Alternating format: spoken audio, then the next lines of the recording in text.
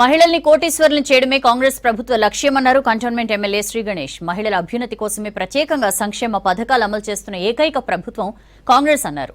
Cantonment మారేడుపల్లిలోని multi function హాల్లో ఇందిరమ్మ మహిళా శక్తిలో భాగంగా మహిళా గ్రూపులకు ₹1 కోటి చెక్కును పంపిణీ చేశారు. బ్యాంకర్లతో కలిసి సమావేశం ఏర్పాటు చేశారు. మహిళా సంఘాల గ్రూపులకు బ్యాంకులు రుణాలిచ్చే విధానం గురించి తెలియజేశారు. ప్రతి మహిళ తమ కాళ్ల మీద తాము నిలబడే విధంగా ఉండాలన్నారు.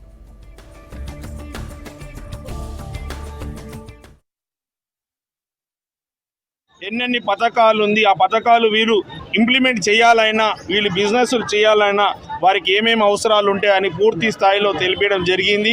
ఇంకా రానున్న రోజులు కూడా వీళ్ళ అవసరాలు ఏముంది తెలుసుకోనని, ప్రతి ఒక్క అవసరాలు తీర్చే విధంగా ముందుకు సాగుతానని, నేను ఎలక్షన్కు ముందు కూడా మహిళల గురించి మహిళా ట్రైనింగ్ సెంటర్లు శ్రీ గణేష్ ఫౌండేషన్ ద్వారా ఆర్గనైజ్ చేశాను.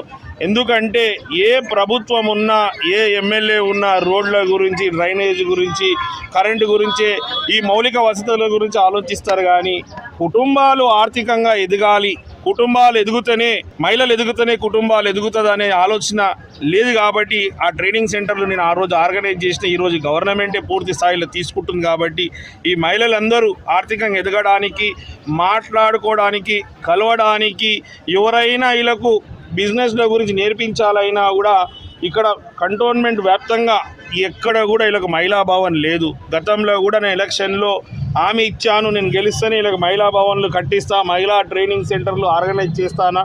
ఈరోజు అందులో భాగంగానే మన వార్డు 6లో ఉన్న బస్తీలో ఒక 400 గజాలు ఉంది, కాంటా బస్తీలో. ఆ 400 గజాల్లో కూడా మహిళా భవన్ కట్టిస్తాను. ఇదే కాకుండా ఒకటి పెద్ద మహిళా భవన్తో పాటు 2-3 మహిళా భవన్ కంటోన్మెంట్ వ్యాప్తంగా కట్టి, బస్తీలలో కూడా కింద ఉన్న ఏదైతే కమ్యూనిటీ హాల్ ఉందో దానిపైన కూడా మహిళలకు మీటింగ్లకు, ట్రైనింగ్ల గురించి కూడా కట్టియాలని మొన్ననే గౌరవ ముఖ్యమంత్రి గారికి కూడా స్పెషల్ ఫండ్స్ కింద ఇది శాంక్షన్ చేయాలని కోరడం జరిగింది. వారు కూడా సంబంధిత అధికారులకు ఆదేశాలు ఇచ్చారు.